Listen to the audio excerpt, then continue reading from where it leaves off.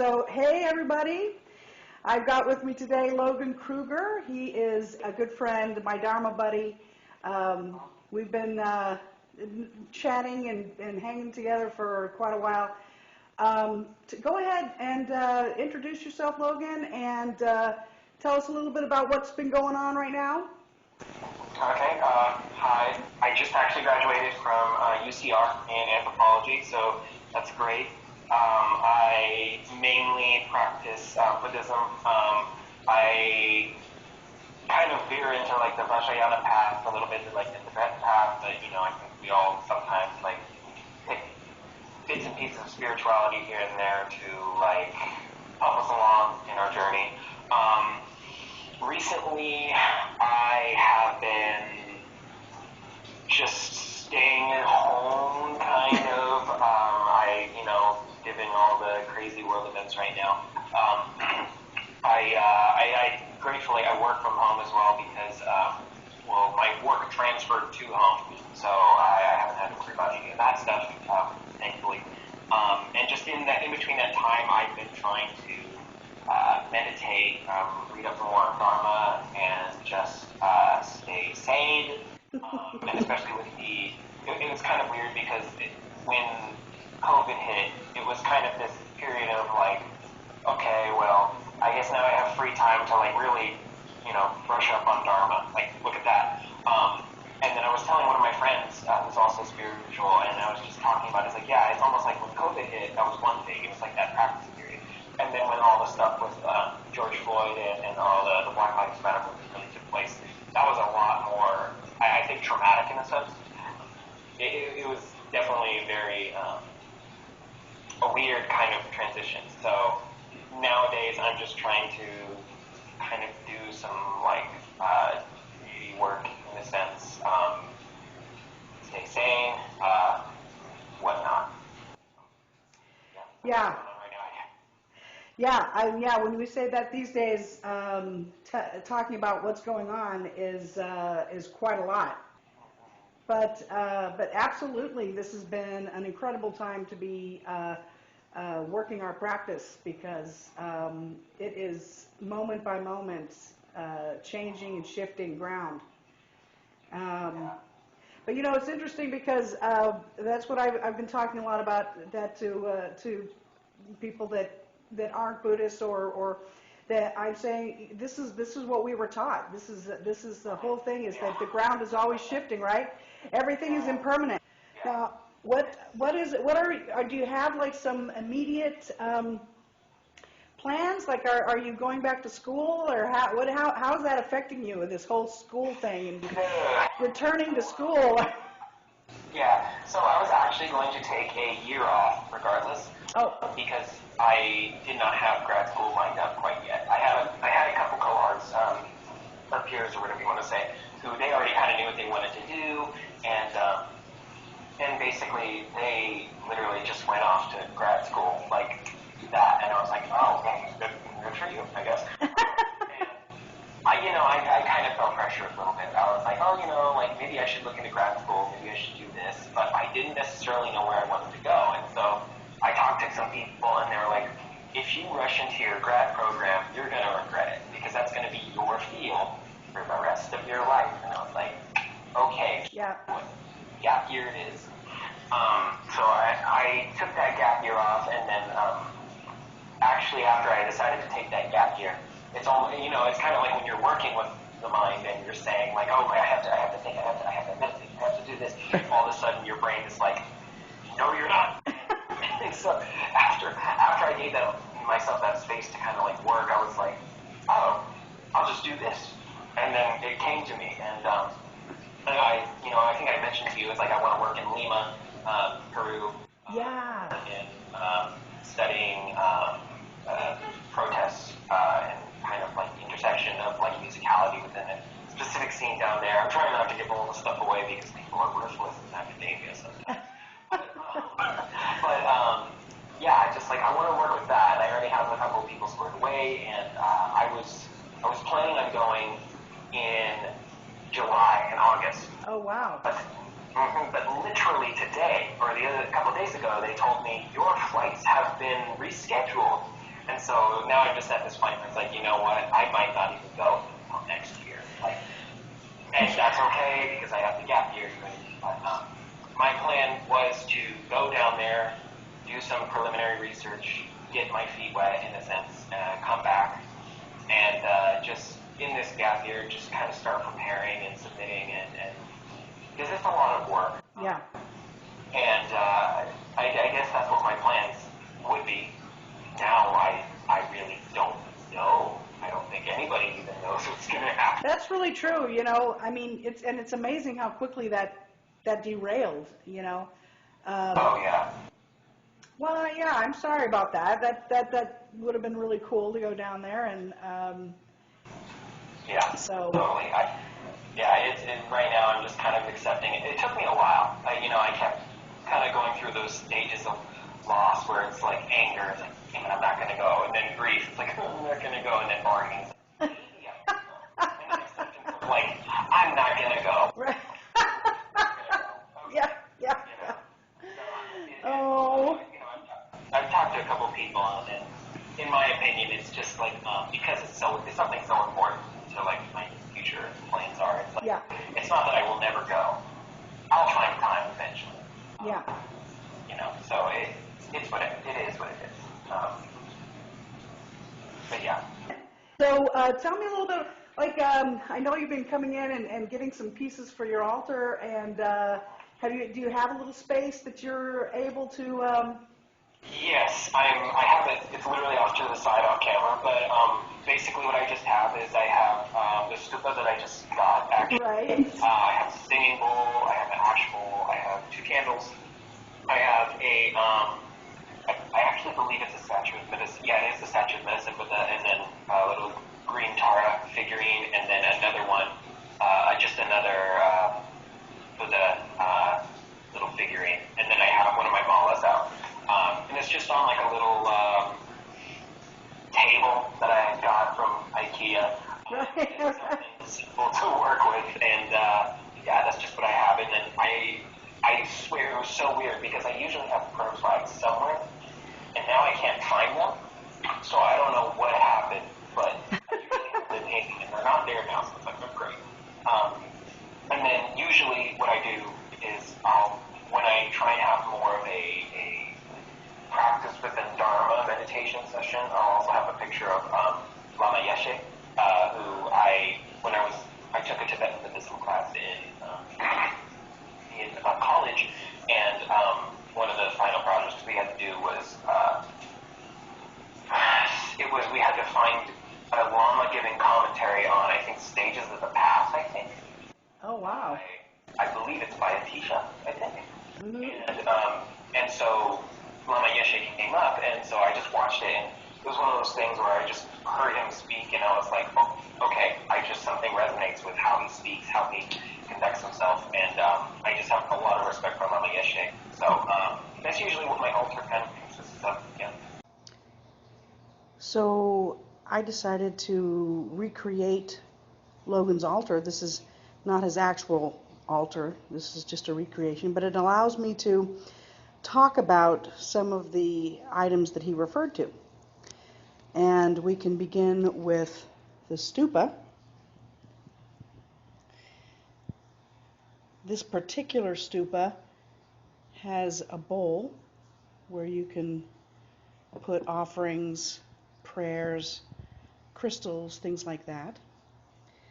The stupas that are holy monuments are thought to be the living presence of the Buddha.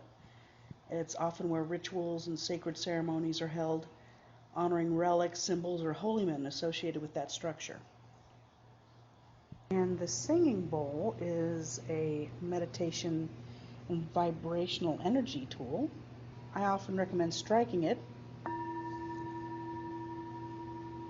It has a beautiful sound.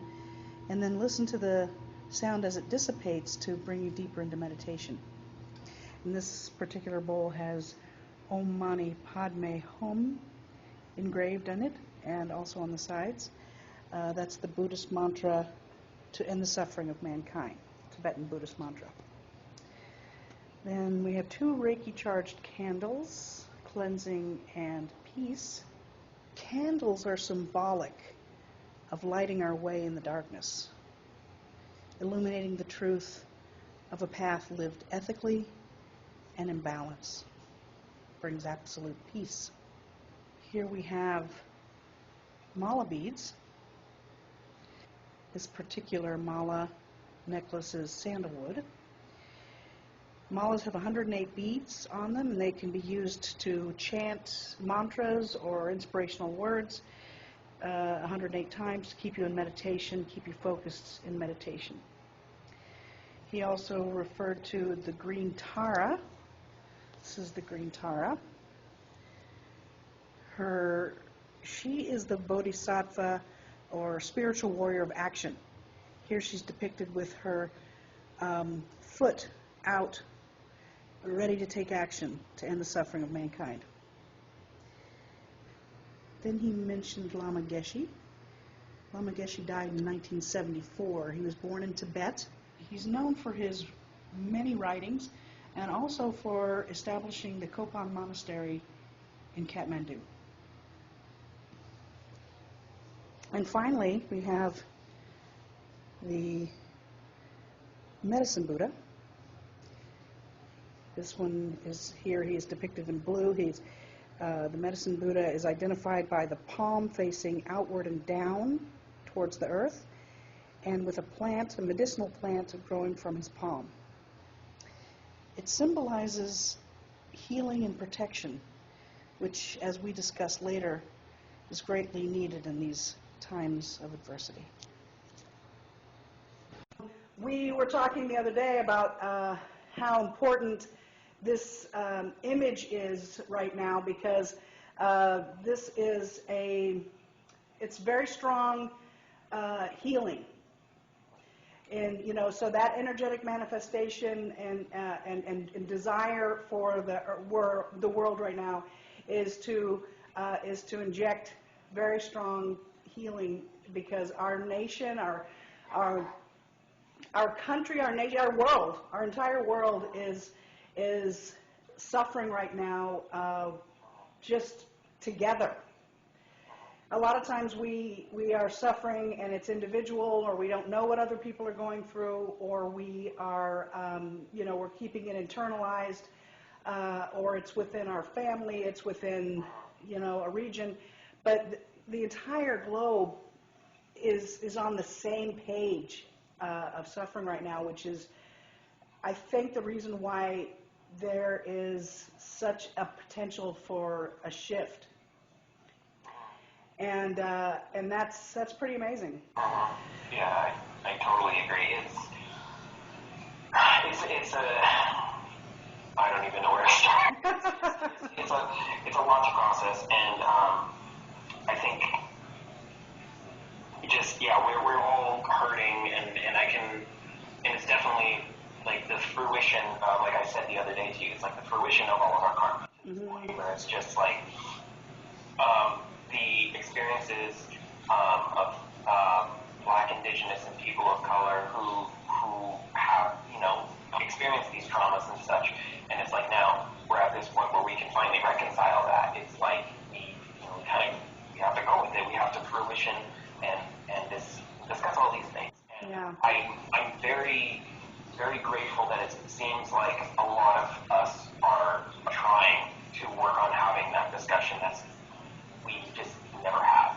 Yeah. And, it's difficult, and I think a lot of people are going to, kind of get their worlds rocked a little bit because of all this, but that's why, no matter what level of hurt we are all on, it's important that healing takes place, so that way, we can, all basically come out of this on the same page and not have something like we had in the past with, I'm a little bit of a history buff, so it's like if you want to talk the Reconstruction era, if you want to talk about, all those things about how just everything kind of went off the rails, yeah. But it's just the general idea of, if we really want to see long-term change, we really have to, look out for, we just have to look out for. Yeah. What was your field of study? Oh, anthropology. Mm-hmm. Yeah, so it's kind of ironic because anthropology really actually set a lot of what we're dealing with today kind of in the early set all this stuff up now. It's changed a lot nowadays. It definitely tries to be a lot more introspective. It tries to look at why we practice things the way we do, why cultures are the way they are within our own society, and not necessarily look outwards and be like, oh, well, they do this, they do that, and so right now, like my ultimate goal is I want to be a professor. So right now, I am trying to kind of work in that path of where I want to go, and just be smart about like, okay, what's my strategic steps for getting there? But it's all about the long-term goal. So the long-term goal is that you want to teach. Yes, I'm really interested in research, and for me, it's actually kind of like what we would call cross-cultural comparisons, and showing how you can look at one outside culture and then compare it to something, within ourselves and be like, oh, look, we're not that different. Right. Still value those differences. So I want to kind of work in research like that while also being a professor, and just to me, it's kind of like one of the biggest ways that I think you make a difference is being in that position of being able to educate and also like question people's past beliefs when they sometimes are shifting from like the real world, quote unquote, into the academic world. Right. I think a lot of it is, strangely enough, kind of blends in a lot with Buddhist practices and like our ideologies of how we have our own, perceptions and our skandhas like that have kind of put a veil over our eyes. Yeah. We think, and then eventually, as we start learning things, we're like, oh crap, everything is made up basically. This is just how I'm perceiving it. So, yeah, I definitely think the idea of like anthro actually fits in very heavily. Absolutely. My gosh, yeah, the study of people and how they interact with each other is, I mean, that's really, I think, what the Buddhist practice is all about, is truly trying to understand our own internal workings and to become so familiar with our internal workings and how we respond to the external world. Then we can become more observant of the external world. And forgiving of the external. Oh, yeah. It's not easy, but that's why we're doing it. Well, right now, for sure, aggression has been there from the beginning. I mean, obviously, it was a couple of thousand years ago that Buddha was talking about all the things that we're still currently trying to resolve. This isn't new. It's part of our nature. Like we were talking about the other day, like it's part of our DNA. We're the survivors of, most likely many aggressors, because the strong and the aggressors were the ones who survived. So we're having to sort of remove those or turn around those tendencies. So it isn't easy, but it starts with self, and then moves out for compassion with others, and and that's why it's such an important practice for meditation, a meditation practice or some sort of higher consciousness practice, in order to first of all overcome some of the innate fear that they're experiencing due to all the change, but also because they do see this as an opportunity to raise our vibration, raise our consciousness, and make this into, surround us with a better environment. I mean, care for our body, care for our world,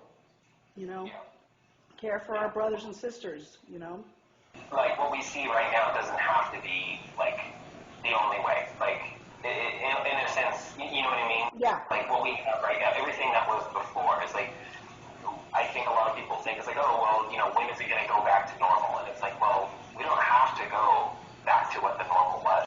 And redefining what normal is. We could make our normal be a very different place to be. And And that's what's, I've kind of always been relatively political. My father was very political, but I'm definitely getting a lot more political lately. And for many years, I was just kind of like, you know what, hands off. Don't want to deal with it, but it's important now. I think, and this is actually kind of interesting because I think in Buddhism, the history of apoliticism is kind of bad in a sense because it's always just been like, oh, well, you don't want to go left or right, you don't want to da-da-da, like getting involved in extremes is da-da-da, but right. I think we're coming to the realization now that in a certain way, when we're talking about politics, there is someone who is suffering.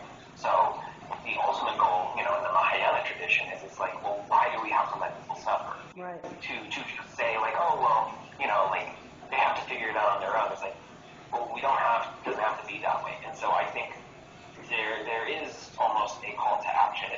I think the Dalai Lama, he even said that, he said something along the lines of like Buddhism has like paled in comparison to like Christianity in the sense of outreach, in the sense of trying to like help the world. Right. And he's trying to call for that. I know that Thich Nhat Hanh, he also has a big movement of like activism and such, and they're all calling for engagement and activism of our dharmic practices. Yeah. Because we have skills and we have compassion that we can give. And to not give that compassion is kind of like is no different than the wealth disparity in a sense. You know what I mean? Right. Be socialistic with our compassion and our practices. Yeah. That's true. Definitely. That's a good way of looking at it. So, kind of politics and dharma, they kind of got to go hand in hand at this point. With respect to activism, I was gonna say that Thich Nhat Hanh really became very active and known in the civil rights movement. Yes. And MLK. Yeah. Absolutely. That's really what influenced MLK's nonviolence, nonviolent protest. And Buddha himself, I mean, he was a revolutionary. There's nothing external that's going to impact our happiness. We are the ones totally responsible for our happiness. And, what is politics other than leaders in our society helping people establish order, and live our lives better, right?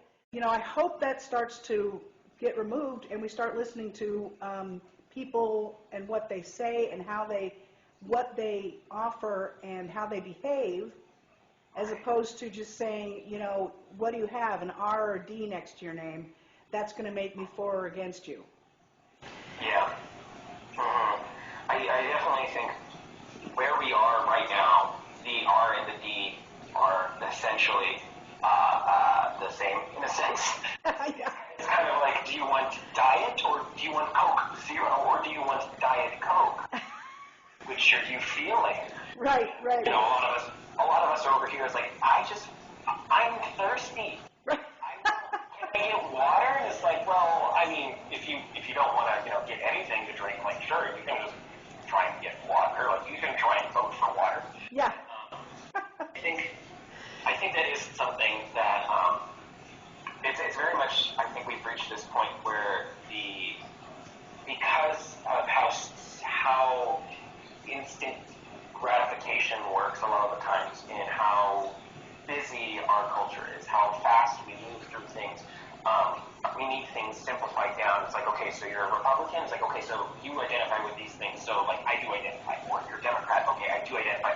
And because of that, the luxury of taking the time to question and to, like, stop and think is just kind of vanished away.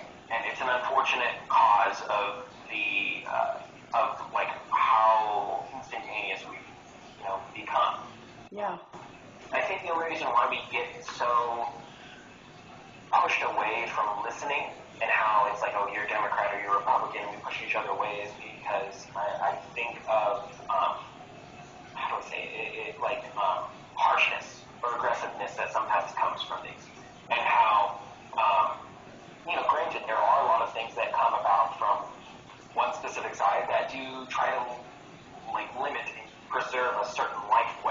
Yeah. I mean, like, Yeah. kind of talking about it. It's like we're on that last leg right now of that previous like American life, and it's like when you're hanging onto the edge of the boat and your hands are burning from the rope. You know what I mean? It's Yeah. clinging, that suffering of clinging, and